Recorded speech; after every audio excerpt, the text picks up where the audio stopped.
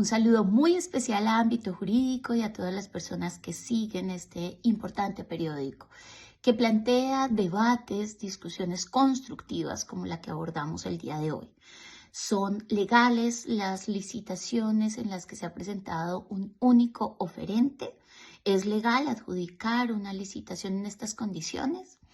Bueno, pues lo primero que tenemos que decir al respecto es que Colombia es un Estado social de derecho y en cualquier Estado social de derecho es fundamental, es medular el principio de legalidad.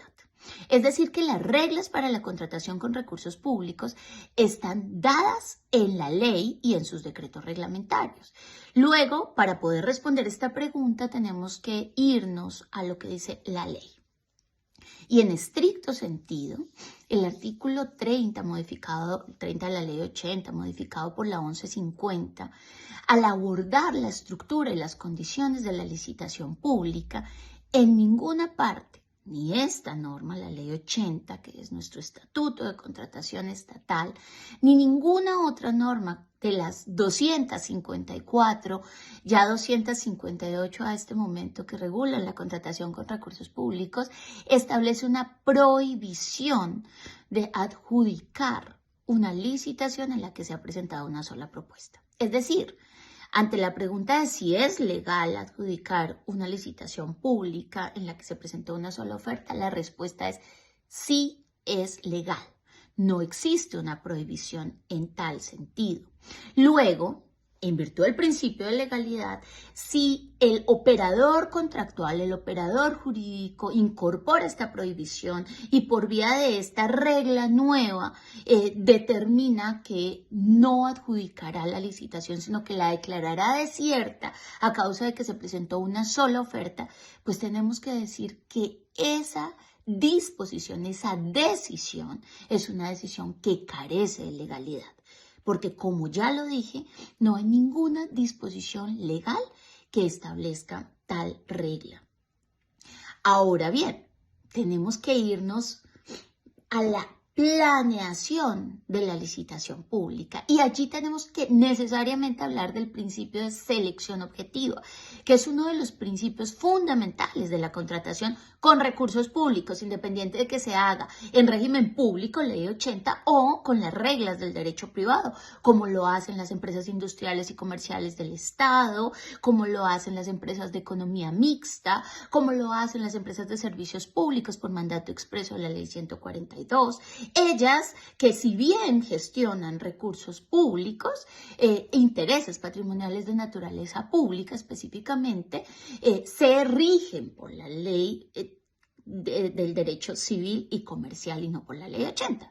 Pero aún así están también regidas por los principios de la contratación con recursos públicos.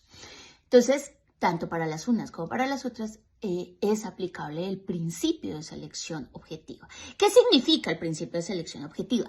Que desde la planeación de la licitación, quienes son los encargados de concebir el proyecto de pliegos de condiciones y el pliego de condiciones definitivo una vez se emite la autoapertura, deben garantizar que estos documentos contengan reglas objetivas, claras, justas y absolutamente condiciones completas en los pliegos, de manera tal que se garantice el principio de, muy atado al principio de selección objetiva, los principios de transparencia, libre concurrencia, pluralidad de oferentes, pero ojo, este principio de pluralidad de oferentes no quiere decir que si no hay pluralidad, la licitación deba declararse desierta o sea ilegal, porque como lo dije desde el principio, no hay una regla que me lo establezca así y no hay una prohibición de adjudicar cuando, luego de haber garantizado estas condiciones completas, justas, claras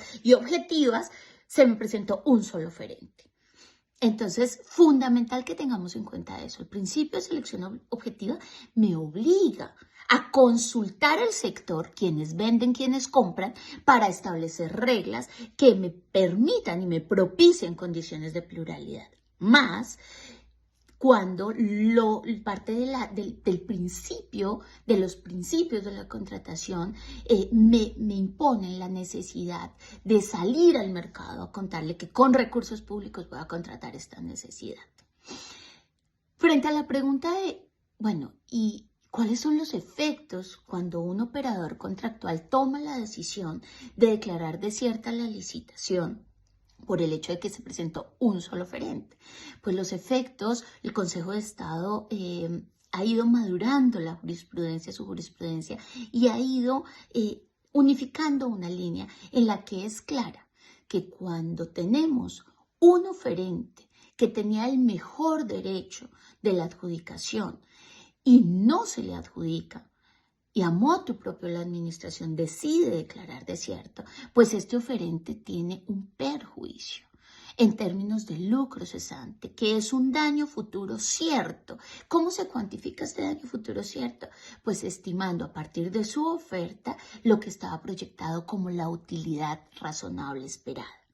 Entonces, la invitación a los operadores jurídicos es a que tengamos especial cuidado y que, siendo garantistas de los principios, tenemos es que gestar pliegos de condiciones que garanticen los principios de selección objetiva, pluralidad de oferentes, pero no podemos crear reglas durante el proceso diferentes a las que dimos y las que el legislador ha dado para el desarrollo de la licitación pública, porque podemos generar condenas para el Estado y ello daría lugar o puede dar lugar a acciones de repetición. Para la seguridad jurídica debemos consultar con especial cuidado el principio de legalidad. Soy Sandra Avellaneda, un saludo y un agradecimiento enorme a Ámbito Jurídico por esta invitación.